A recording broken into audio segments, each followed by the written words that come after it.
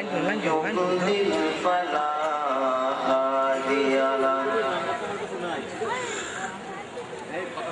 ونشهد أن لا إله إلا الله وحده لا شريك له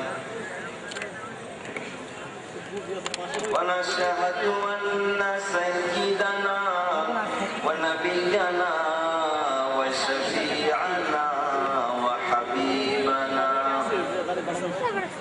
وحبيب ربنا وطبيب أرواحنا وقلوبنا محمدا عبد الله ورسوله صلى الله تعالى عليه وعلى آله وأصحابه وأزواجه وأحبابه وبارك وسلم أما بعد فأعوذ بالله من الشيطان الرجيم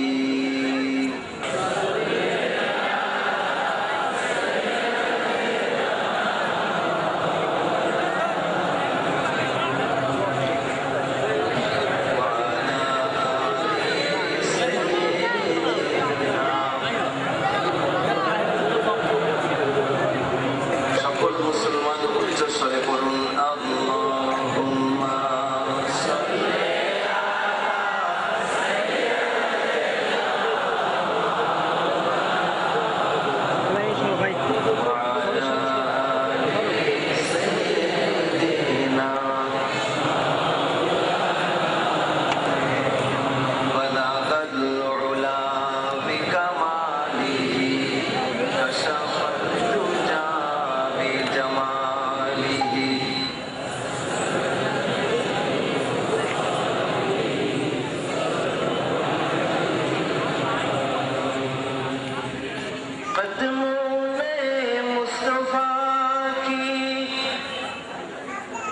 मेरा मज़ार होता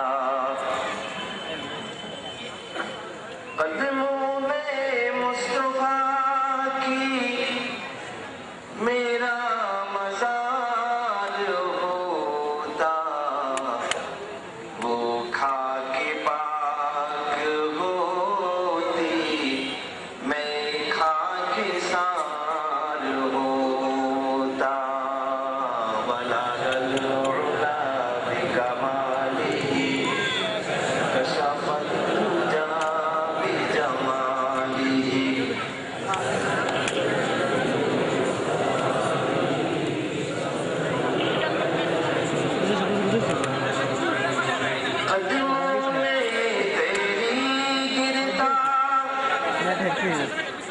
गलियों में तेरी फिरता गाहे बेकरार होता बलगल उला बिकमालिही कशफत दुजा बिजमालिही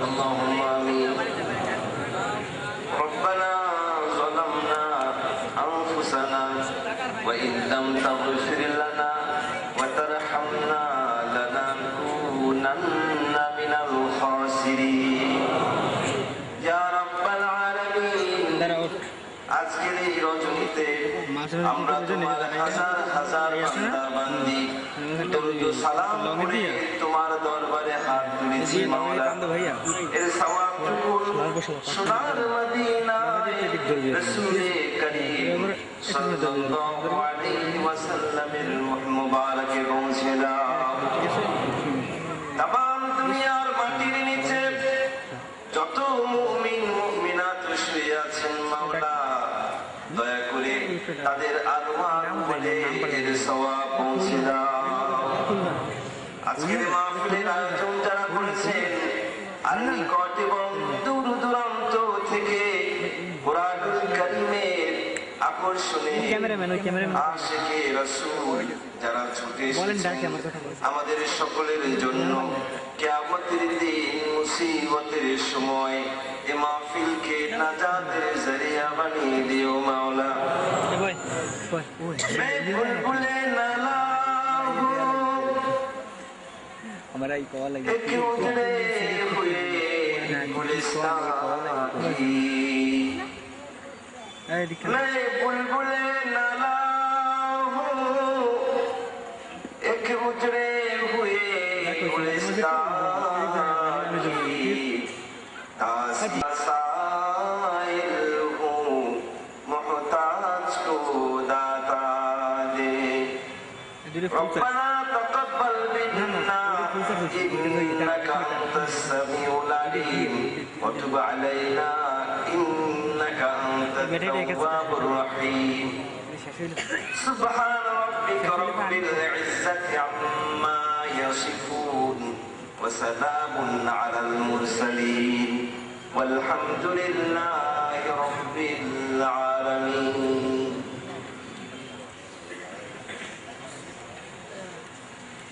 আল্লামা সাঈদী ফাউন্ডেশন কর্তৃক আয়োজিত আজকের এই বিশাল সিরাতুন নবী সাল্লাল্লাহু আলাইহি ওয়াসাল্লাম মাহফিলের মঞ্চে উপবিষ্ট বিশিষ্ট মেহমানবৃন্দ, বিশেষ করে সকলের অত্যন্ত সুপরিচিত বীর মুক্তিযোদ্ধা জনাব লিয়াকত আলী শেখ বাদশাহ সাহেব, বিশিষ্ট সমাজসেবক ও শিক্ষাবিদ উপাধ্যক্ষ আলমগীর হোসেন সাহেব, হাজারাত উলামায়ে কেরাম এবং আজকের মাহফিলের প্রধান আকর্ষণ আপনারা যারা দূর থেকে নিকট থেকে নানা ধরনের বাধা বিপত্তি উপেক্ষা করে কোরআনুল কারীমের আকর্ষণে কোরআনের এই বর্ণাঢ্য জলসায় কোরআনের মাহফিলে সমবেত হয়েছেন আমার প্রাণপ্রিয় দিনদার ইমানদার মুত্তাকি পরহেজগার ভাই ও বোনেরা এবং জাতির বিবেক সম্মানিত সাংবাদিক বৃন্দ, আইন শৃঙ্খলা রক্ষাকারী বাহিনীর সদস্য বৃন্দ, আপনাদের সকলের প্রতি সশ্রদ্ধা ওয়া বারাকাত। অমুসলিম ভাই বোনদের প্রতি প্রাণ ঢালা শুভেচ্ছা। আজকে আমরা এই মাহফিলে উপস্থিত হয়েছি এমন একজন মহান ব্যক্তিত্বকে জানার জন্য, যাকে জানার আগ্রহ শুধুমাত্র আমাদের এই পিরোজপুরবাসীরই নয়, গোটা বিশ্বের মানুষ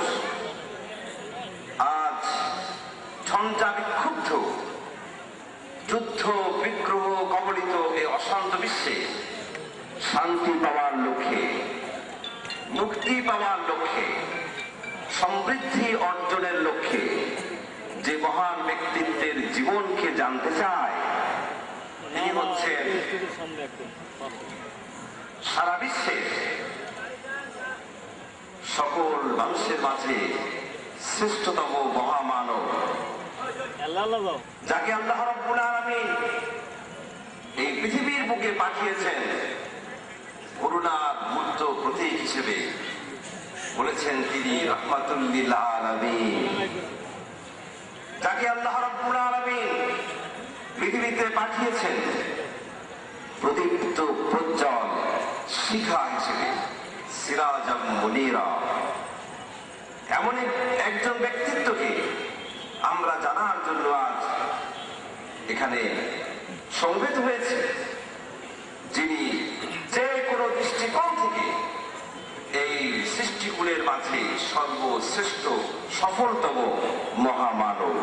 তিনি হচ্ছেন সাইয়্যিদুল মুরসালিন রাহমাতুল লিল আলামিন আহমদ মুজতবা মুহাম্মদ মুস্তাফা রাসূল আকরাম সাল্লাল্লাহু আলাইহি ওয়াসাল্লাম। তার জীবনকে আজ দুনিয়ার মানুষ জানতে চায়। তার কারণ, এই দুনিয়ার মানুষকে শান্তি দেবার জন্য মনীষীর তো কোনো অভাব নাই। অনেকেই চেষ্টা করেছেন শান্তি দেবার জন্য। কার্ল মার্কস চেষ্টা করেছেন, Lenin, Voltaire, Rousseau, Machiavelli, Hobbes, Stephen Hawkings, কত বড় বড় দার্শনিক, সায়েন্টিস্ট, তারা মানুষকে শান্তি দেবার চেষ্টা করেছেন। কিন্তু তারপরও বিশ্ব নবীর জীবন আদর্শ জানার আগ্রহ মানুষের মাঝে সবচেয়ে বেশি। যদি বলে সুবহানাল্লাহ। এর কারণ হচ্ছে এই সমস্ত দার্শনিক বৃন্দ, মনীষী বৃন্দ, বিজ্ঞানী বৃন্দ, সমাজপতি বৃন্দ, যারা মানুষকে শান্তি দেবার চেষ্টা করেছেন, তাদের সমস্ত চেষ্টা প্রচেষ্টা ব্যর্থতায় পর্যবসিত হয়েছে। দুনিয়ার বুকে তারা শান্তি প্রতিষ্ঠা করতে পারেন নাই। ঠিক কিনা বলবেন? They all are extremely failure to establish peace in a piece of war. এই দুনিয়ার ছোট্ট একটি ভূখণ্ড, ছোট্ট একটি অংশতেও শান্তি প্রতিষ্ঠা করতে সমস্ত রাজনীতিবিদ, মনীষী, দার্শনিক সবাই চূড়ান্ত রূপে ব্যর্থ হয়ে গিয়েছে। ঠিক কিনা? এজন্যই আজ বিশ্বনবীর জীবন আদর্শ আমাদেরকে জানতে হবে। আমরা যদি শান্তি চাই, মুক্তি চাই, অবশ্যই সে শান্তি মুক্তি দিতে পারবে কেবলমাত্র একমাত্র শুধুমাত্র রাসূল করিম সাল্লাল্লাহু আলাইহি ওয়াসাল্লামের সিরাত, তার জীবন আদর্শ। কথাটি ঠিক কিনা? আজকে আমরা কি করছি? আমরা সবাই তো শান্তি চাই। সবাই শান্তি চাই কিনা? এই আমার সামনে এই কয়েকজন মানুষ শান্তি চান, আর বাকিরা সবাই কি চান? সবাই আমরা শান্তি চাই কিনা? শান্তি তো সবাই চাই আমরা, কিন্তু সেই শান্তির সন্ধানটা কেন পাচ্ছি না?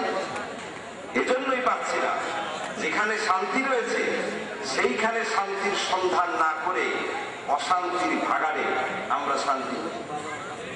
আমার যদি এখন হরিণ দেখতে ইচ্ছে করে, হরিণ শুনয় না, হরিণ যদি দেখতে ইচ্ছে করে, এই হরিণ দেখার জন্য আমি যদি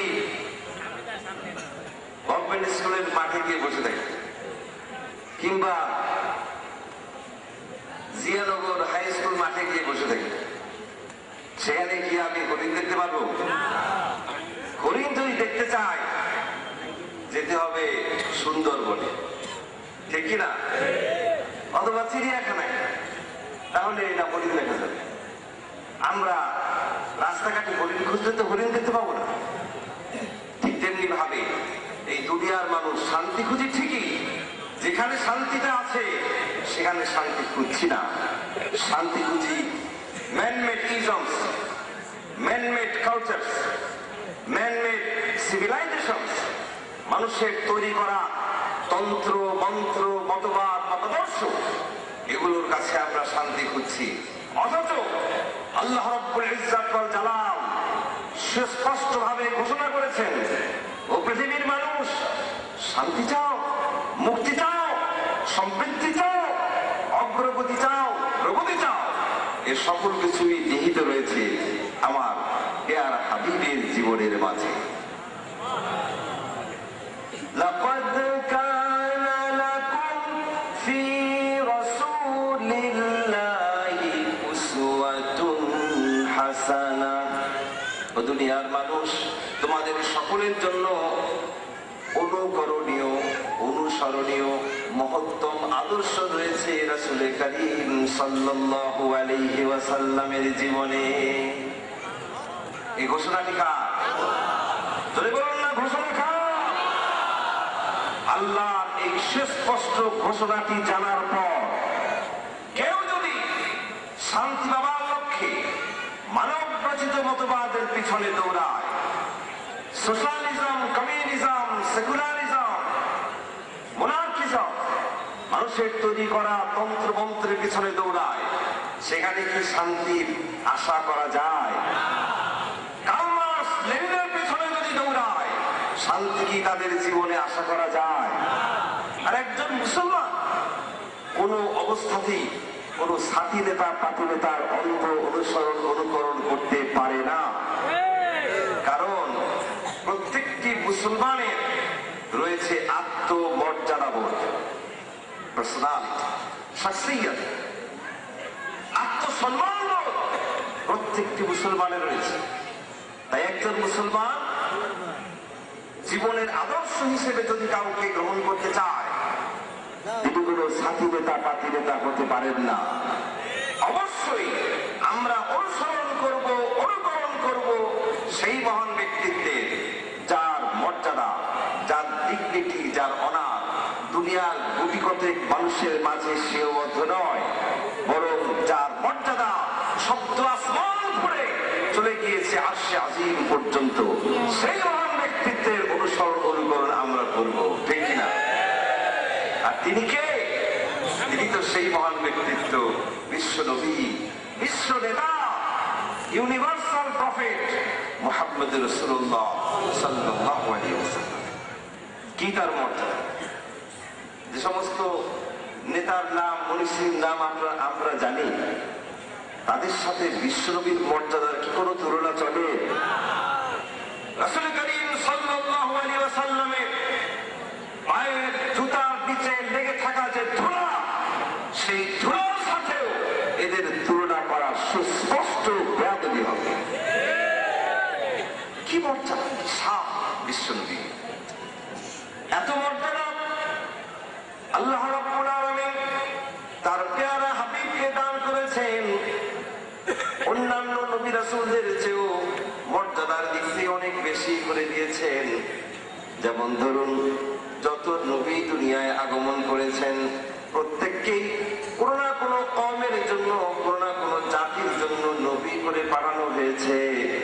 অথচ রাসূল করিম সাল্লাল্লাহু আলাইহি ওয়াসাল্লামকে নির্দিষ্ট কোনো দেশের জন্য, নির্দিষ্ট কোনো ভূখণ্ডের জন্য নবী করে পাঠানো হয় নাই।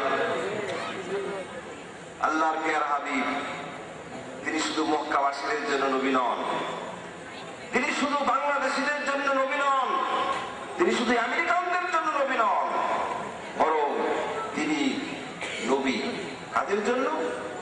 গোটা বিশ্বের সকল মানুষের জন্য।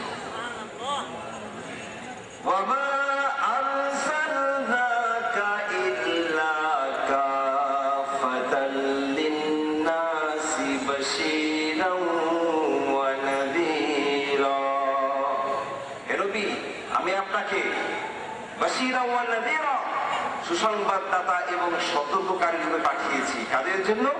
কাফাতাল লিন্নাস, ফর দ্য হোল ম্যানকাইন্ড, সমগ্র মানব জাতির জন্য আমি আপনাকে নবী এবং রাসূল করে পাঠিয়েছি। সুবহানাল্লাহ। এই মাঝখান থেকে কিছু সংখ্যক ছোট ছোট ছেলেরা হাঁটাহাঁটি করছে।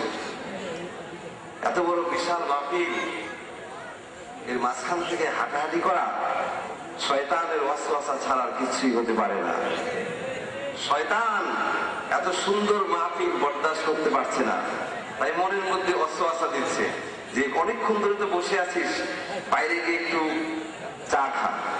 চা পান করতে করতেও তো ওয়াজ শোনা যাবে, ঠিক কিনা বলুন? এই শয়তানের ওয়াসওয়াসায় যাতে কেউ না পড়ে, সেই জন্য অনুরোধ করছি, কোরআনের মাহফিলের মাঝখান থেকে মেহেরবানি করে কেউ হাঁটাহাঁটি করবেন না। আর পিরোজপুরের মানুষ অত্যন্ত ভদ্র, এটা বাইরের মানুষরা সবাই জানে। মেহেরবানি করে কেউ মাহফিলের সাথে অশোভন আচরণ করবেন না। তো বলছিলাম রাসূল করিম সাল্লাল্লাহু আলাইহি ওয়াসাল্লামের মর্যাদা নবী রাসূলদের চেয়েও বেশি। জোরে শুনে বলুন সুবহানাল্লাহ। আল্লাহর হাবিবের এত মর্যাদা, যাকে আমরা জানার জন্য এসেছি, আল্লাহর দরবারে তার এত মর্যাদা, তিনি যদি কদম উঠান তো আরশে আজিমে পৌঁছে যান, আবার যদি আঙ্গুল উঁচা করেন আসমানের চাঁদ সঙ্গে সঙ্গে দ্বিখণ্ডিত হয়ে যাবে। আল্লাহর প্যার হাবিব এই দুনিয়ার মাটিতে দাঁড়িয়ে আঙ্গুলের ইশারায় আসমানের চাঁদকে দ্বিখণ্ডিত করে দেখিয়েছিলেন, ঠিক কিনা? এটা কি গল্প না বাস্তব? Neil Armstrong, Edwin Aldrin, Michael Collins, এই তিনজন নভোচারী যখন চন্দ্র অভিযানে গিয়েছিলেন, চন্দ্র পৃষ্ঠে অবতরণ করে তারা দেখেছিলেন চাঁদের এ মাথা থেকে সে মাথা পর্যন্ত একটা ফাটলের রেখা। এই দৃশ্যটা দেখার পর তারা দুনিয়ায় আসলেন। অনেক বছর পরে নীল আর্মস্ট্রং মিশরে একটি ইন্টারন্যাশনাল সেমিনারে আমন্ত্রিত হলেন। সেখানে তিনি চিফ গেস্ট, তার আগে অন্যান্যরা বক্তব্য রাখছেন। তিনি একজন ইসলামিক স্কলারের বক্তব্যের ভিতরে শুনলেন শাক্কুল কামার, চন্দ্র দ্বিখণ্ডিত হওয়ার ঘটনার বর্ণনা। ওই বক্তা বলছিলেন যে রাসূল করিম সাল্লাল্লাহু আলাইহি ওয়াসাল্লাম তার আঙ্গুলের ইশারায় চাঁদকে দ্বিখণ্ডিত করে দেখিয়েছিলেন। এই ঘটনার ইঙ্গিত কোরআনেও রয়েছে। এই বক্তব্যটি শোনার পর নীল আর্মস্ট্রং অবাক হয়ে গেলেন। তার মনে পড়লো ওই দৃশ্য যে আমি আমার নিজ চোখে দেখে এসেছি, চন্দ্র পৃষ্ঠের এ মাথা থেকে সে মাথা পর্যন্ত ফাটলের রেখা। নীল আর্মস্ট্রং এর অন্তরে হেদায়েতের নূর জ্বলে উঠল। তিনি পড়ে নিলেন কালেমা লা ইলাহা ইল্লাল্লাহ মুহাম্মাদুর রাসূলুল্লাহ। এটি কোনো গল্প নয়। একবার মক্কার মুশরিকরা রাসূল আকরাম সাল্লাল্লাহু আলাইহি ওয়াসাল্লামের দরবারে এসে চ্যালেঞ্জ করে বলল, হে মুহাম্মদ, আপনি যে নিজেকে নবী বলে দাবি করছেন, রাসূল বলে দাবি করছেন, আপনি কেমন নবী কেমন রাসূল? আপনি সত্যি যদি নবী হয়ে থাকেন, সত্যি যদি আপনি রাসূল হয়ে থাকেন, তাহলে পারলে একটি অলৌকিক কাণ্ড ঘটিয়ে দেখান। আপনি পারলে আমাদের সকলের সামনে দাঁড়িয়ে আঙ্গুলের ইশারায় চাঁদ দ্বিখণ্ডিত করে দেখান, দেখি আপনি কেমন নবী কেমন রাসূল, আপনার কথা আপনার আল্লাহ কেমন শুনে একটু দেখি। আল্লাহর হাবিব বলেন, যদি আমি এমনটি করতে পারি, এই পৃথিবীর মাটিতে দাঁড়িয়ে আসমানের চাঁদকে যদি দ্বিখণ্ডিত করে দেখাতে পারি, তাহলে তোমরা ঈমান আনবে না কি বলো? মুশরিকরা বলল যে হ্যাঁ, যদি আপনি এটা করে দেখাতে পারেন তাহলে কথা দিচ্ছি যে আমরা ঈমান আনব। সেটা ছিল চন্দ্রের চতুর্দশ রজনী। আসমানে তখন ছিল ভরাট পূর্ণিমার চাঁদ। আল্লাহর হাবিবের মর্যাদা দেখুন। রাসূল করিম সাল্লাল্লাহু আলাইহি ওয়াসাল্লাম আসমানের দিকে আঙ্গুল উঁচা করে আল্লাহর দরবারে বিনয়ের সাথে আরজি পেশ করলেন, ইয়া রাব্বাল আলামিন, আসমানের চাঁদটাকে আপনি দ্বিখণ্ডিত করে দিন। আল্লাহ রাব্বুল আলামিন তার প্যারা হাবিবের এই আরজি, তার প্যারা হাবিবের এই আবেদন সঙ্গে সঙ্গে মঞ্জুর করে নিলেন। চাঁদকে নির্দেশ করে দিলেন দ্বিখণ্ডিত হয়ে যাওয়ার জন্য, আর সঙ্গে সঙ্গে আসমানের চাঁদ দ্বিখণ্ডিত হয়ে গেল। এক খণ্ড চলে গেল আবু কুবাইস পাহাড়ের উপরে, আর অপর খণ্ড সেই পাহাড়ের উপরে অবস্থান করছিল, যে পাহাড়ের উপরে দাঁড়িয়ে আল্লাহর হাবিব বলছিলেন মুশরিকদের নাম ধরে ধরে যে হে অমুক হে অমুক, তাকিয়ে দেখো আসমানের চাঁদও দ্বিখণ্ডিত হয়ে গিয়েছে। হতভাগা মুশরিকরা এই দৃশ্য সচক্ষে অবলোকন করলো, দিব্য চক্ষু দিয়ে তারা দেখলো, কিন্তু বিশ্বাস করতে পারলো না।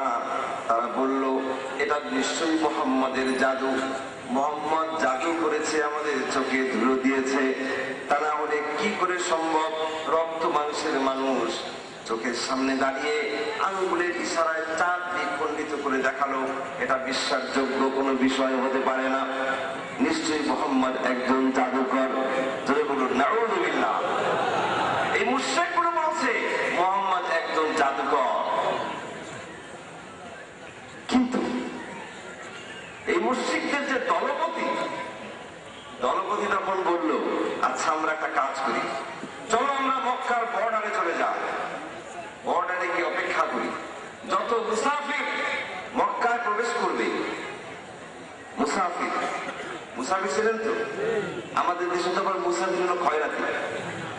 মুসাফির আরবি শব্দ, অর্থাৎ যিনি সফর করেন, ট্রাভেলার, পর্যটক। তো বলছে যত মুসাফির যত পর্যটক মক্কায় প্রবেশ করবে, এদের সকলকে জনে জনে আমরা জিজ্ঞেস করে দেখি যে মক্কার বাইরে থেকে তারা কেমন অবস্থায় দেখেছে চাঁদ, আমরা জিজ্ঞেস করে দেখি। তারা চলে গেল মক্কার বর্ডারে, মক্কার বর্ডারে দাঁড়িয়ে থাকলো, যত মুসাফির মক্কায় প্রবেশ করতে লাগলো, প্রত্যেককে জনে জনে তারা জিজ্ঞেস করলো, আচ্ছা বলো তো ওই সময় আসমানের চাঁদকে তোমরা কেমন অবস্থায় দেখেছো? সবাই এক বাক্যে জবাব দিতে লাগলো, তোমরা যে সময় ক্ষণের কথা বলছো, যে সময়ের উল্লেখ করছো, সেই সময়ে মক্কার মাটিতে দাঁড়িয়ে তোমরা যখন আসমানের চাঁদটাকে দ্বিখণ্ডিত অবস্থায় দেখেছো, মক্কা থেকে যোজন যোজন দূরে মাইলের পর মাইল দূরে থেকেও আসমানের চাঁদটাকে আমরাও সে সময় দ্বিখণ্ডিত অবস্থায় দেখেছি। মুশরিকের দল তখন কালেমা পড়ে ইসলাম কবুল করে নিল। সুবহানাল্লাহ। রাসূল করিম সাল্লাল্লাহু আলাইহি ওয়াসাল্লাম মর্যাদার দিক থেকে সেরা, চেহারার সৌন্দর্যের দিক থেকে তিনি সেরা, সকল দৃষ্টিকোণ থেকে সর্বশ্রেষ্ঠ মহামানবের নাম মুহাম্মদ রাসূলুল্লাহ সাল্লাল্লাহু আলাইহি ওয়াসাল্লাম।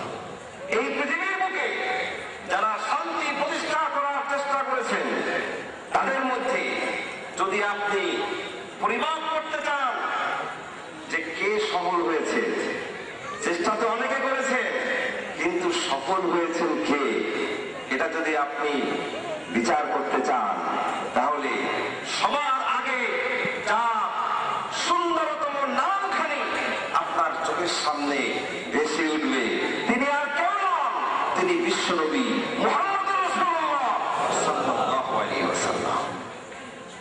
এই কথাটি শুধু আমরা মুসলমানরাই স্বীকার করছি তাই শুধু নয়, আজকের বিশ্বের বড় বড় অমুসলিম মনীষী তারাও একথা স্বীকার করে নিতে বাধ্য হয়েছেন। যে কোনো দৃষ্টিকোণ থেকে এই দুনিয়ার ইতিহাসের সবচেয়ে সফলতম ব্যক্তিত্বের নাম মুহাম্মদ, যারা বলুন সাল্লাল্লাহু আলাইহি ওয়াসাল্লাম। যেমন বলবো মাইকেল এইচ হার্টের কথা। মাইকেল এইচ হার্ট দুনিয়া বিখ্যাত একজন হিস্টোরিয়ান, ঐতিহাসিক। তিনি অনেক গ্রন্থ লিখেছেন। এই গ্রন্থাবলীর মধ্যে সবচেয়ে সারা বিশ্বে আলোড়ন সৃষ্টিকারী যে গ্রন্থ, সেই গ্রন্থটির নাম হচ্ছে দি 100, এ ranking of the most influential persons in history. এই গ্রন্থে তিনি দুনিয়ার নাম করা নামজাদা 100 জন মনীষীর জীবনী লিখেছেন। আর এই জীবনী লিখতে গিয়ে সবার শীর্ষে 1 নম্বরে তার স্থান হয়েছে, তিনি কোনো হিন্দু নন, তিনি কোনো বৌদ্ধ নন, তিনি কোনো ইহুদি নন, তিনি হচ্ছেন বিশ্বনবী মুহাম্মদ রাসূলুল্লাহ সাল্লাল্লাহু আলাইহি ওয়াসাল্লাম। আর সেই গ্রন্থ লিখতে গিয়ে, আল্লাহর প্যারা হাবিবের জীবনী লিখতে গিয়ে প্রথম প্যারাতে তিনি লিখেছেন, মাই choice of Muhammad to lead the rest of the most influential persons in history may surprise some readers or may question by others, but he is the most successful personality of the world. তিনি বলছেন, এই গ্রন্থ লিখতে গিয়ে আমি যে মুহাম্মদ রাসূলুল্লাহ সাল্লাল্লাহু আলাইহি ওয়াসাল্লামকে 1 নম্বরে জায়গা দিয়েছি, এর কারণে অনেকে বিস্মিত হতে পারেন, অবাক হতে পারেন যে মুহাম্মদকে 1 নম্বরে কেন জায়গা দেয়া হলো। তিনি বলছেন, আমি বলছি যে কোনো দৃষ্টিকোণ থেকে এই দুনিয়ার ইতিহাসের সবচেয়ে সফলতম ব্যক্তিত্বের নাম মুহাম্মদ রাসূলুল্লাহ সাল্লাল্লাহু আলাইহি ওয়াসাল্লাম। তিনি হচ্ছেন সেই মহান ব্যক্তিত্ব যিনি তার আদর্শ দিয়ে এমন এক বৈপ্লবিক পরিবর্তন সাধন করেছিলেন যে তার সমাজ থেকে চুরি, ডাকাতি, ছিনতাই, রাহাজানি, হত্যা, সন্ত্রাস সবকিছু বন্ধ হয়ে গিয়েছিল। একটি সুন্দর সুশীল সমাজ, সুখী সমাজ, নিরাপত্তাপূর্ণ সমাজ বিশ্বনবী উপহার দিয়েছিলেন ইসলামের বদৌলতে। চলে বলুন ঠিক কিনা? এমন সমাজ উপহার দিয়েছিলেন আল্লাহর হাবিব যে গভীর রাতে একজন সুন্দরী তরুণী একাকিনী এই জায়গা থেকে সে জায়গায় মাইলের পর মাইল হেঁটে যেতে পারতেন। প্রতিমধ্যে কোন দুষ্কৃতিকারী তার উপরে তার শ্লীলতা হানির চেষ্টা করা তো দূরের কথা, তার দিকে খারাপ নজরে তাকাবার পর্যন্ত সাহস করত না। যদি বলেছে ভাব ঐতিহাসিক জীবন একটি ঘটনার উল্লেখ করেছেন। ঐতিহাসিক জীবন লিখেছেন রাসূল করিম সাল্লাল্লাহু আলাইহি ওয়াসাল্লামের সেই স্বর্ণালী যুগে এমন অবস্থার সৃষ্টি হয়েছিল যে গভীর রাতেও একাকিনী মহিলারা চলাফেরা করতে পারত। একবার এক গভীর রাতে একজন সুন্দরী তরুণী একাকিনী বাড়ির দিকে যাচ্ছেন। লম্বা পথ ধরে তিনি যাচ্ছেন একা, তার সাথে কেউ নাই। ওই মহিলা হাঁটতে হাঁটতে হঠাৎ লক্ষ্য করলেন তিনি যে পথ ধরে যাচ্ছেন সেই পথ ধরেই একজন সুঠামদেহী একজন যুবক এগিয়ে আসছেন। ওই যুবককে আসতে দেখে তরুণী থরথর করে কাঁপতে লাগলেন, ভীত সন্ত্রস্ত হয়ে পড়লেন। ভাবতে লাগলেন এক্ষুনি তো এই যুবক দ্বারা আমি আক্রান্ত হব, আমার সতীত্ব, সম্ভ্রম, ইজ্জত সবকিছু লুণ্ঠিত হয়ে যাবে। এই ভয়ে ওই মহিলা থরথর করে কাঁপতে লাগলো। দূর থেকে যুবক এই দৃশ্য দেখে ত্রস্ত পদে আরো জোরে এগিয়ে আসলো এই মহিলার দিকে। যুবক যত জোরে এগিয়ে আসে মহিলা তত জোরে থরথর করে কাঁপতে লাগলো।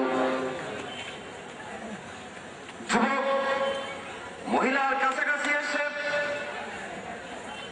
তাকে তটস্থ অবস্থায় দেখে জিজ্ঞেস করলো, মা আপনি বলুন কি হয়েছে আপনার, কেন আপনি এভাবে কাঁপছেন, কেন আমাকে দেখে ভয় পাচ্ছেন বলুন। আমাকে দেখে ভয় পাওয়ার কোনোই কারণ নাই, বরং আপনি আমাকে বলুন আপনি কোথায় যেতে চান, আমি আপনাকে সসম্মানে নিরাপত্তার সাথে আপনার গন্তব্য পর্যন্ত পৌঁছে দিব। মা আপনি বলুন আপনি কোথায় যেতে চান, আপনার বাড়ি পর্যন্ত আমি আপনার সাথে থেকে পৌঁছে দিয়ে আসবো, আমাকে দিয়ে আপনার কোনো ক্ষতি হবে না। শুধু তাই নয়, কেউ যদি আপনার ক্ষতি করতে আসে আমি সেটা প্রতিরোধ করব, আপনি কোনো চিন্তা করবেন না, চলুন আমার সাথে। এবার আপনি আমার পরিচয়টা জেনে নিন। আমার পরিচয় শুনুন, আমি মুসলমান, আমি বিশ্বনবী মুহাম্মদ রাসূলুল্লাহ সাল্লাল্লাহু আলাইহি ওয়াসাল্লামের হাতে হাত রেখে কালেমা পড়েছি, আমি মুসলমান, আমাকে দিয়ে কোনো নারীর সম্ভ্রম হানি হতে পারে না। এরকম হীরকখণ্ড ডায়মন্ড পিস বিশ্বনবী মুহাম্মদ রাসূলুল্লাহ সাল্লাল্লাহু আলাইহি ওয়াসাল্লাম উপহার দিয়েছিলেন ইসলামের বদৌলতে। সুতরাং আজকে এই নৈতিক অবক্ষয়ের যুগে যদি আমরা শান্তি স্বস্তি পেতে চাই, নারীর সম্মান ইজ্জত যদি সমুন্নত করতে চাই, মানুষের তৈরি করা মতবাদ দিয়ে এটা সম্ভব নয়। ঠিক কিনা বলুন? নারীর ইজ্জত, নারীর সম্মান দিয়েছে ইসলাম, ইসলাম এবং ইসলাম। এমন একটা সময় ছিল যখন নারী জাতি অন্য সামগ্রী ছিল, নারী জাতি রাস্তাঘাটের দোকানে, হাটে বাজারে তরি তরকারির মতো বিক্রি হতো। সেই যুগে আল্লাহর পেয়ারা হাবিব নারীর মর্যাদা বাড়িয়ে দিয়েছিলেন। এমন একটি সময় ছিল যখন কন্যা সন্তানকে পর্যন্ত সহ্য করতে তারা পারত না। কন্যা সন্তানকে তারা বলতো দুর্ভাগ্যের প্রতীক। কন্যা সন্তানকে জীবন্ত অবস্থায় তারা মাটির নিচে পুঁতে রাখত। বলুন নাউযুবিল্লাহ। সেই যুগে আল্লাহর হাবিব পুত্র সন্তান থেকেও কন্যা সন্তানের মর্যাদা বেশি বাড়িয়ে দিয়েছিলেন। আল্লাহর হাবিব বলেছেন যে ঘরে একটি কন্যা সন্তান জন্মলাভ করে সেই ঘরে একজন রহমতের ফেরেশতা প্রবেশ করে ওই কন্যা সন্তানটির মাথায় হাত ঘোরাতে থাকেন আর বলতে থাকেন এই কন্যা সন্তানটিকে যে লালন পালন করবে, যে দিন শিখাবে, সৎ পাত্রস্থ করবে, এই তিনটি কাজের আঞ্জাম যে ব্যক্তি দিতে পারবে সে ব্যক্তি জান্নাতের যে দরজা দিয়ে খুশি সেই দরজা দিয়েই প্রবেশ করতে পারবে। শুধু তাই নয়, অন্য সন্তানের পিতার মর্যাদা বাড়িয়ে দেওয়া হয়েছে। আল্লাহর হাবিব বলেছেন তোমাদের মধ্যে সেই ব্যক্তি উত্তম যার প্রথম সন্তানটি কন্যা। সুবহানাল্লাহ। আপনারা এরকম অনেক আছেন না যার প্রথম সন্তানটা মেয়ে? আল্লাহর হাবিব বলেছেন খায়রুকুম মান বাক্কারা বিল উনসা, তোমাদের মধ্যে সেই হচ্ছে উত্তম যার প্রথম সন্তানটি কন্যা। জোরে সোরে আরেকবার বলুন সুবহানাল্লাহ। পুরুষের জন্য জান্নাতে যাওয়া অনেক কঠিন ব্যাপার, কিন্তু নারীর জন্য জান্নাতে যাওয়া সহজ করে দেওয়া খালি হারে দেখতে আছে। Just only 4 duties. যে নারী 5 ওয়াক্ত নামাজ আদায় করবেন, আল মারআতু ইযা সাল্লাত খামসাহা ওয়া সামাত শাহরাহা ওয়া আতাআত বা'লাহা ওয়া সামাত ফারজাহা, যে নারী 5 ওয়াক্ত নামাজ আদায় করবে, রমজান মাসের রোজা রাখবে, সিয়াম সাধনা করবে আর আপন সতীত্বের হেফাজত করবে, এই 4টি কাজের আঞ্জাম যে নারী দিতে পারবে সেই নারীও জান্নাতের যে দরজা দিয়ে খুশি সেই দরজা দিয়েই প্রবেশ করতে পারবে। এভাবে নারীর মর্যাদা আল্লাহর পেয়ারা হাবিব প্রতিষ্ঠা করেছেন। আজকে আমাদের সমাজে নারীর সেই মর্যাদা কি আছে? জোরে বলুন, নারীর সেই মর্যাদা কি আছে? সেই যুগে গভীর রাতেও মহিলারা চলাফেরা করতে পারত, কিন্তু পিছনের দিকে কি দেখাচ্ছেন? একটা অ্যাম্বুলেন্স হয়তো যাচ্ছে, অ্যাম্বুলেন্স বা হয়তো পুলিশের গাড়ি, এগুলো যাওয়ার ব্যবস্থা আপনারা করে দেন, রাস্তা থেকে গাড়ি চলাচলের ব্যবস্থা করে দেন। তো বলছিলাম ফায়ার সার্ভিসের গাড়ি যাচ্ছে, গাড়ি যাওয়ার জন্য সুন্দর ব্যবস্থা আপনারা করে দেন, রাস্তা থেকে সরে আসেন। আচ্ছা, তো বলছিলাম যে সেই যুগে তো গভীর রাতে মহিলারা একাকিনী চলাফেরা করতে পারতেন। আজকে গভীর রাত তো দূরের কথা, আপনারা বলুন, গভীর রাত তো দূরের কথা, দিনের বেলাও মহিলারা কি নিরাপত্তার সাথে চলাফেরা করতে পারছে? মেয়েরা, কোমলমতি মেয়েরা স্কুল কলেজ মাদ্রাসায় যাচ্ছে, কর্মস্থলে মহিলা যাচ্ছে, প্রতিমধ্যে সমাজের এক শ্রেণীর বখাটে ছেলেরা তাদের দিকে অশ্লীল বাক্য ছুড়ে দিচ্ছে, তাদের কাপড় চোপড় ধরে টানাটানি করছে, কুপ্রস্তাব দিচ্ছে। খালি গাড়ি উঠছে, অথচ এর কোনো প্রতিকার হচ্ছে না। এর প্রতিকার করার জন্য নানা ধরনের ধারা উপধারা, নতুন নতুন অনেক আইন করা হচ্ছে কিনা বলুন?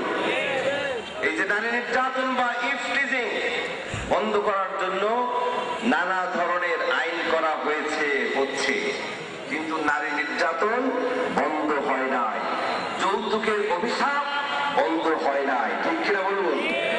এই নারী নির্যাতন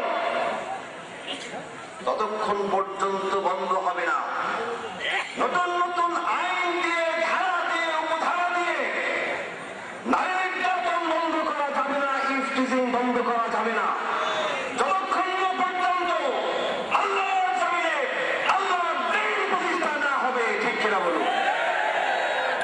রাসূল করিম সাল্লাল্লাহু আলাইহি ওয়াসাল্লাম এই কাজটি করেছিলেন, যার কারণে সমাজ থেকে সব ধরনের পাপাচার অনাচার দূরীভূত হয়ে গিয়েছিল। মানুষ মানুষকে প্রকাশ্য দিবালোকে খুন করত, ছোট্ট ছোট্ট কারণে একজন আরেকজনকে খুন করে ফেলত।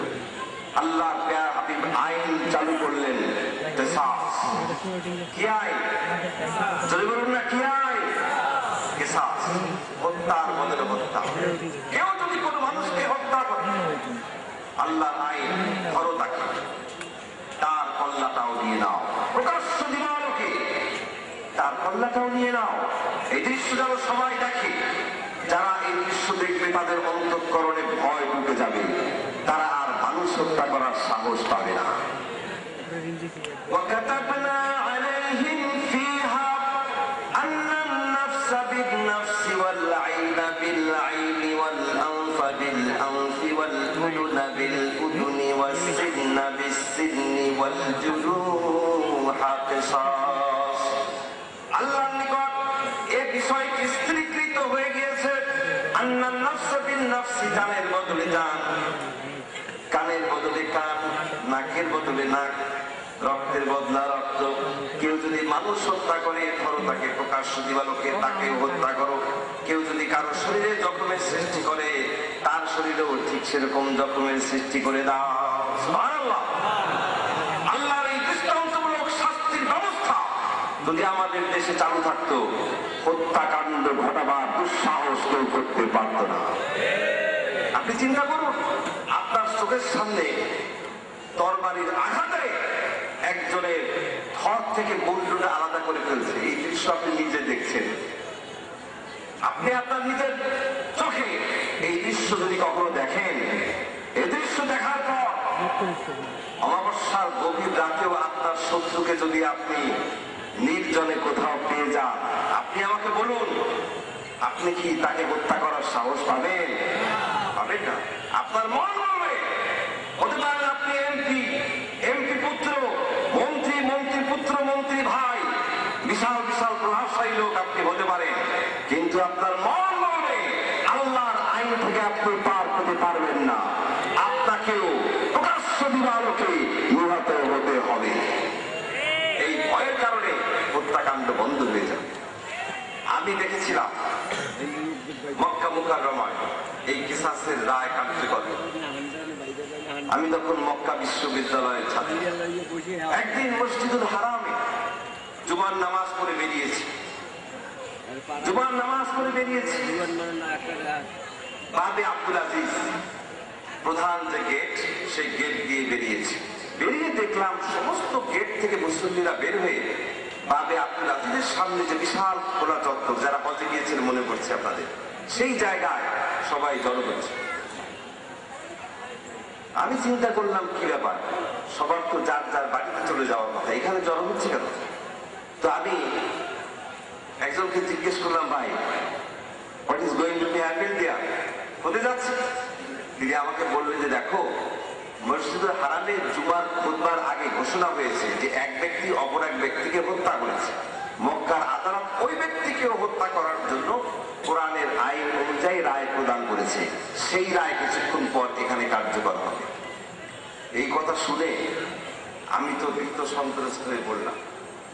আমি এমনি ভীতু মানুষ, চিন্তা করলাম এই দৃশ্য আমি দুই চোখে দেখবো কেমন। তারপরও অনেক সাহস সঞ্চয় করে আমি সামনের দিকে এগিয়ে গেলাম।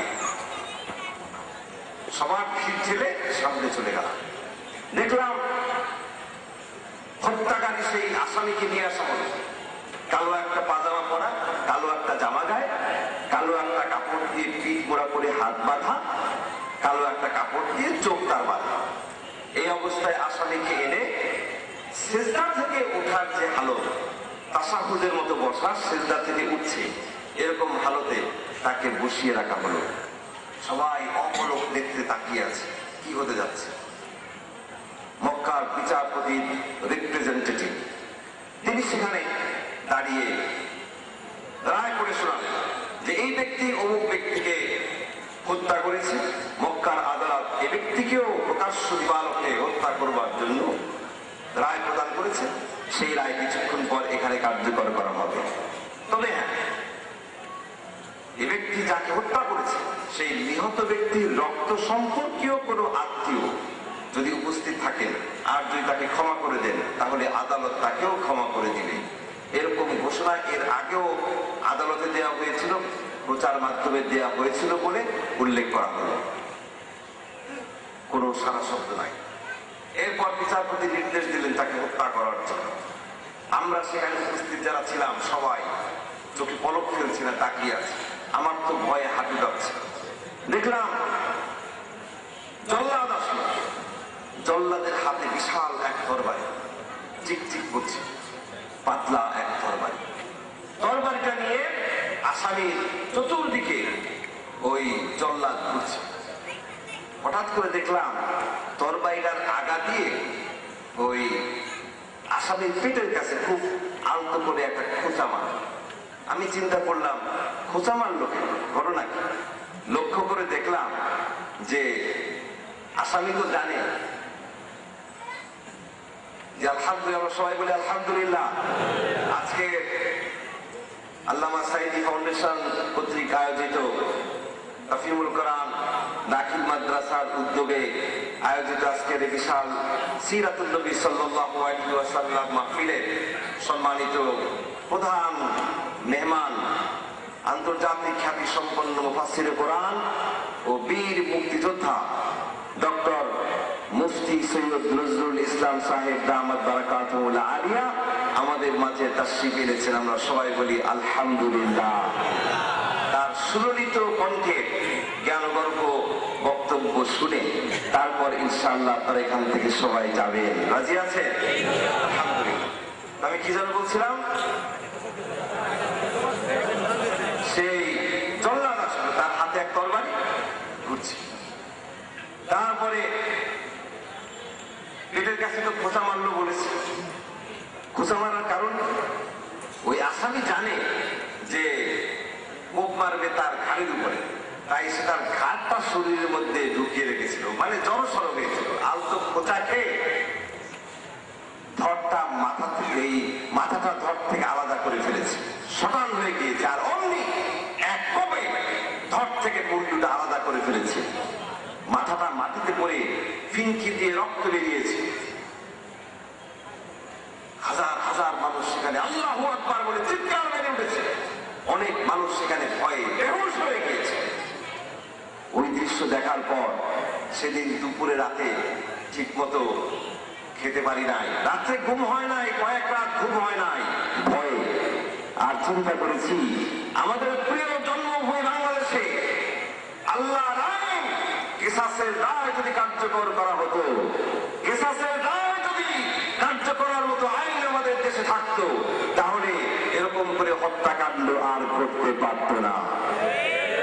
আজ এমন কোন দিনের পত্রিকার পাতা নাই যে দিনের পত্রিকার পাতা খুললে পরে লাশের ছবি না দেখা যায়, খুনের খবর না পাওয়া যায়, অথচ এর কোন প্রতিকার হচ্ছে। এই যে কিছুদিন আগে প্রথিতযশা দুই সাংবাদিক, এক সাংবাদিক দম্পতি সাগর রুনি নিহত হলেন, তাদের কোন প্রতিকার আজ পর্যন্ত হয় না। এরকম সাগর রুনি তো বিখ্যাত, যার কারণে তাদের কি আন্দোলন হচ্ছে, কিন্তু গ্রামে গঞ্জে শহরে নগরে বন্দরে অসংখ্য সাগর রুনি জীবন দিচ্ছে মহিলায়, ঠিক কিনা বলুন? এর কোন প্রতিকার হচ্ছে না। এই খুন খারাপি, জিজ্ঞাসা, সন্ত্রাস, মনে রাখবেন ততক্ষণ পর্যন্ত বন্ধ হবে না যতক্ষণ পর্যন্ত সমস্ত মানব রচিত মতবাদকে ডুবায় ধরে আল্লাহর জমিনে আল্লাহর দ্বীন কায়েম না হবে। সেই লক্ষ্যে আজ সিরাতুন নবী সাল্লাল্লাহু আলাইহি ওয়াসাল্লাম মাহফিলের উদাত্ত আহ্বান। আসুন আল্লাহর জমিনে আল্লাহর দ্বীন প্রতিষ্ঠার জন্য আমরা সংকল্পবদ্ধ হই। গোটা বিশ্ব জুড়ে আজ ইসলামের পুনর্জাগরণ সৃষ্টি হয়ে গিয়েছে। আলহামদুলিল্লাহ বলুন। বিশ্ব জুড়ে আজ কিসের পুনর্জাগরণ? এই তো আপনারা বলতে পারছেন না, একটু জোরে সোরে বলুন না। গোটা বিশ্ব জুড়ে আজ কিসের পুনর্জাগরণ? আপনারা যে বলতে পারেন না এই জোরে সোরে যে বিশ্বজুড়ে আজ ইসলামের পুনর্জাগরণ, এইটা যে বুক ফুলিয়ে আপনারা বলতে পারলেন না, তার অবশ্যই কারণ আছে। আমি মনে করি তার কারণটা হচ্ছে এই, আপনারা হয়তো ভাবছেন যে বিশ্বজুড়ে ইসলামের পুনর্জাগরণ উনি আবার কোথায় দেখলেন, পুনর্জাগরণ কোথায় দেখলেন? আমরা তো দেখতে পাচ্ছি ইসলামের উপরে জুলুম নির্যাতন, ঠিক কিনা? দেখতে পাচ্ছি ইসলামের বিরুদ্ধে ষড়যন্ত্র চক্রান্ত চলছে। আমরা দেখতে পাচ্ছি ইসলামের বিরুদ্ধে মারাত্মক রকম ষড়যন্ত্র চক্রান্ত বাস্তবায়নে একটি নকশা প্রণয়ন করা হচ্ছে। আমরা দেখতে পাচ্ছি ইসলামের পক্ষে যারা কথা বলছে, যারা ইসলামের পক্ষে অবলম্বন করছে, তাদেরকে ধরে ধরে কারাগারের অন্ধ প্রকোষ্ঠে নিক্ষেপ করা হচ্ছে। সেখানে ইসলামের পুনর্জাগরণ আপনি কোথায় দেখলেন? আপনার মনের মধ্যে এই প্রশ্ন হয়তো জেগেছে, এজন্যই জোরে সোরে বলতে পারেন না। ইসলামের পুনর্জাগরণ কোথায় দেখতে চান? বিশ্বজুড়ে যে আজ ইসলামের পুনর্জাগরণ ঘটেছে, সেটা কি আপনারা দেখতে চান? তাহলে বিশ্ব পরিস্থিতির দিকে তাকান। আজ গোটা বিশ্বজুড়ে ইসলামের বিরুদ্ধে, ইসলামী আন্দোলনের বিরুদ্ধে, ইসলামী নেতৃবৃন্দের বিরুদ্ধে, ওলামায়ে কেরামের বিরুদ্ধে যে ষড়যন্ত্র চক্রান্ত চলছে, যে জুলুম নিপীড়ন নির্যাতন চলছে, এই ষড়যন্ত্র চক্রান্ত জুলুম নির্যাতন প্রমাণ করে গোটা বিশ্বব্যাপী ইসলামের পুনর্জাগরণ সৃষ্টি হয়ে গিয়েছে। বাতিল শক্তি ইসলামের এই পুনর্জাগরণকে করতে পারছে বলেই দানবীয় কায়দায় ইসলামের বিরুদ্ধে, কোরআনের বিরুদ্ধে, আলেমের বিরুদ্ধে তারা ঝাঁপিয়ে পড়েছে। এটাই প্রমাণ। আর কি প্রমাণ দেখতে চান? বিশ্বজুড়ে আজ ইসলামের পুনর্জাগরণ, এই পুনর্জাগরণকে প্রতিরোধ করবার জন্যই ইসলাম বিরোধী শক্তি আজ ঐক্যবদ্ধ হয়েছে। এটা অত্যন্ত দুঃখের বিষয় যখন আমরা দেখতে পাই England, America, France, Germany, Italy, Norway, অর্থাৎ ইউরোপ, আমেরিকা জুড়ে ইসলামের পুনর্জাগরণ সৃষ্টি হয়ে গিয়েছে। অমুসলিমরা দলে দলে তাদের বাপ দাদার ধর্ম ছেড়ে দিয়ে ইসলামের পতাকা তলে স্বাধীন হচ্ছে। সেই সময় মুসলমানের ঘরে জন্মগ্রহণ করে মুসলিম নামধারী হয়ে ইসলামের বিরুদ্ধে ষড়যন্ত্র করছি আমরা। লজ্জার বিষয় মুসলমানদের জন্য আর কিচ্ছু হতে পারে না। আমরা মুসলমান হয়ে মুফাসসিরদেরকে, আলেমদেরকে, ইসলামী আন্দোলনের নেতৃবৃন্দদেরকে কারাগারের ভিতরে ঢুকিয়ে রাখছি। এর চেয়ে লজ্জার বিষয় মুসলমানদের জন্য আর কিচ্ছুই হতে পারে না। তবে এই যে জুলুম নির্যাতন চলছে, এই জুলুম নির্যাতনে ভীত সন্ত্রস্ত হবার কোনো কারণ নাই। মুসলমান, আপনারা কি ভয় পেয়েছেন নাকি? অন্তত পিরোজপুরের মানুষ, বীর মুজাহিদ, কোরআনের সীমা সালাম, তারা ভয় পেতে জানে না, ঠিক কিনা বলুন? ভয় পাবেন না। মনে রাখবেন, আপনি যদি একজন মানুষকে ভয় পান, একজন মানুষকে যদি আপনি ভয় পান, তাহলে সব মানুষ মিলে আপনাকে ভয় দেখাবে। আর আপনার অন্তঃকরণে যদি থাকে কেবলমাত্র আল্লাহর ভয়, যত জীর্ণ শীর্ণ রোগা পটকা হোক আপনার শরীর, আপনি যতই অখ্যাত লোক হন না কেন, যাই হন না কেন, যদি ভয় পান কেবলমাত্র আল্লাহকে, তো আপনার ভয়ে সমস্ত তাগুতি শক্তি থরথর করে কাঁপতে থাকবে, থরথর করে কাঁপতে থাকবে। জুলুম নির্যাতনে কিসের ভয়? মরতে তো হবে, নাকি কিয়ামত পর্যন্ত বেঁচে থাকবে? মরতে হবে কিনা? সেই মৃত্যুটা ইঁদুরের মতো হোক, বিড়ালের মতো হোক, সেটা কি কারো কাম্য হতে পারে? উহারা চাহুক দাসের জীবন, আমরা শহীদি দরজা চাই। উহারা চাহুক দাসের জীবন, আমরা শহীদি দরজা চাই। নিত্য মৃত্যু ভীত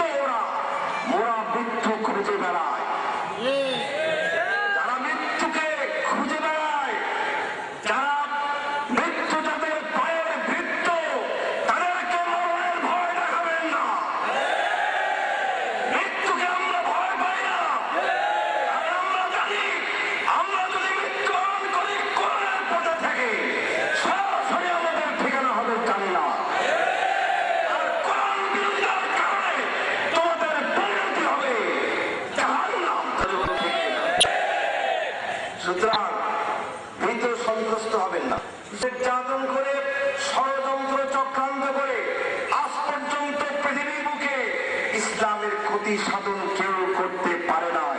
বরং এই চেষ্টা যারাই করেছে তারা ইতিহাসের ডাস্টবিনে নিক্ষিপ্ত হয়েছে। ইসলাম কোন নিবু নিবু করে জ্বলা প্রদীপের নাম নয় যে আপনি একটা ফু দিবেন আর নিভে যাবে। ইসলাম একটা প্রদীপের নাম ঠিকই, কিন্তু এর প্রদীপ হচ্ছে এক প্রদীপ্ত প্রজ্জ্বল অনির্বাণ শিখা। অনির্বাণ শিখা,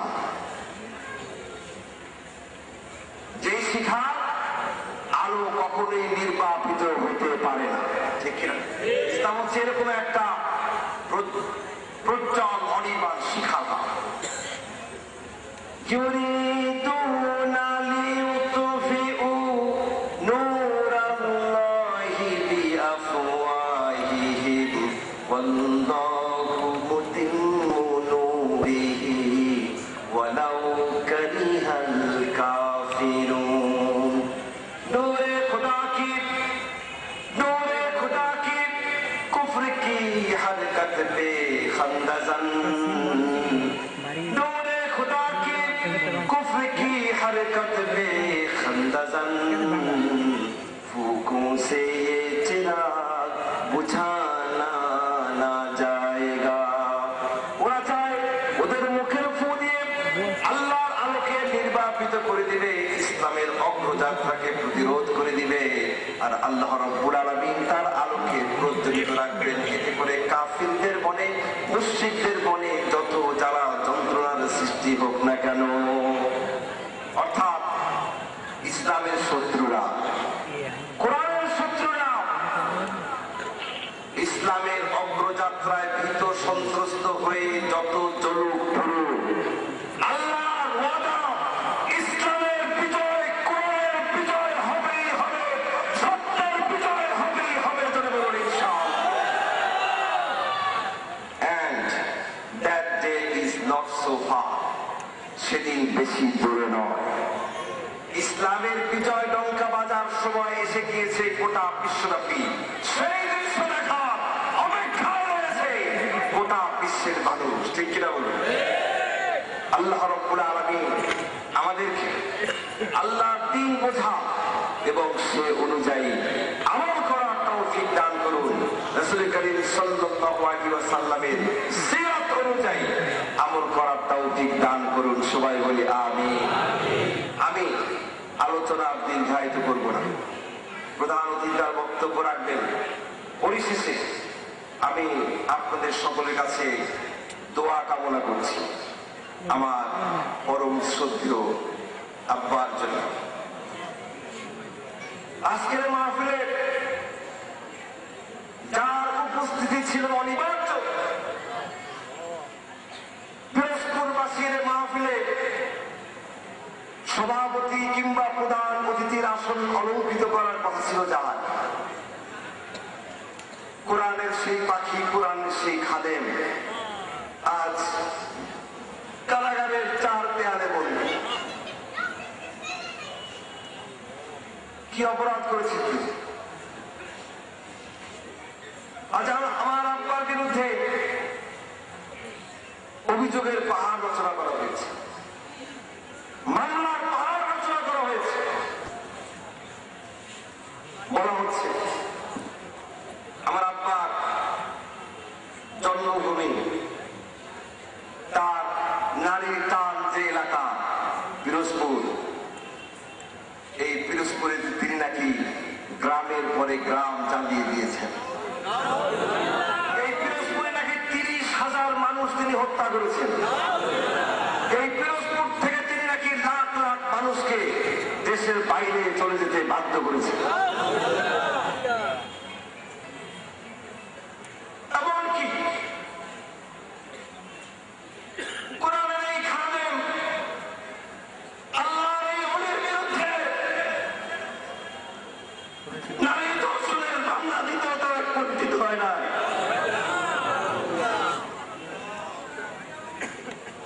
প্রতিহিংসার কোন পর্যায়ে তারা চলে গিয়েছে, অথচ আমি জানি আজকে যে শিশু জন্মগ্রহণ করেছে সেই নবজাতক শিশু থেকে